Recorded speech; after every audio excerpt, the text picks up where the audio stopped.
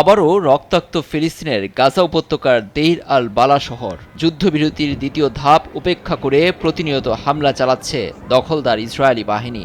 বুধবারও বিমান ও ড্রোন হামলায় ছড়েছে ২১ জনেরও বেশি ফিলিস্তিনির প্রাণ।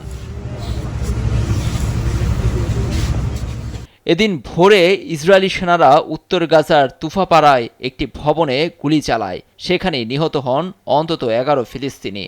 নিহতদের মধ্যে ৬ মাস বয়সী ২ শিশুসহ মারা যাওয়া বেশিরভাগই একই পরিবারের সদস্য।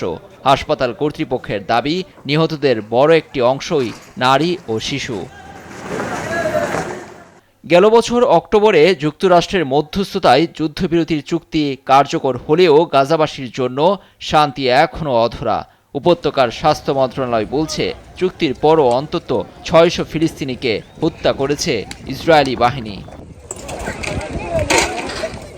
একদিকে হামলা, অন্যদিকে সীমান্ত নিয়ে শুরু হয়েছে নতুন জটিলতা।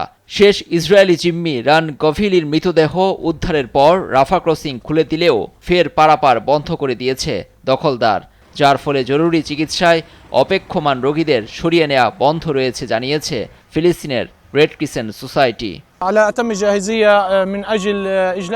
আমরা তৃতীয় ধাপে হাসপাতাল থেকে আহতদের সরিয়ে নেওয়ার প্রস্তুতি নিচ্ছিলাম, কিন্তু দুর্ভাগ্যবশত কাজটি এখন বন্ধ করতে হলো।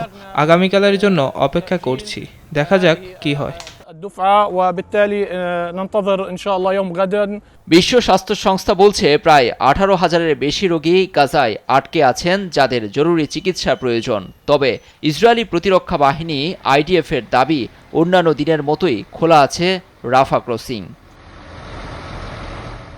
হামলা আর সীমান্ত অবরোধের চক্রে গাজায় মানবিক বিপর্যয় আরও তীব্রতর হচ্ছে। যুদ্ধবিরতির মধ্যেও স্বাভাবিক ছন্দ ফেরেনি ফিলিস্তিনে। নিউজ ডেস্ক, দেশ টিভি।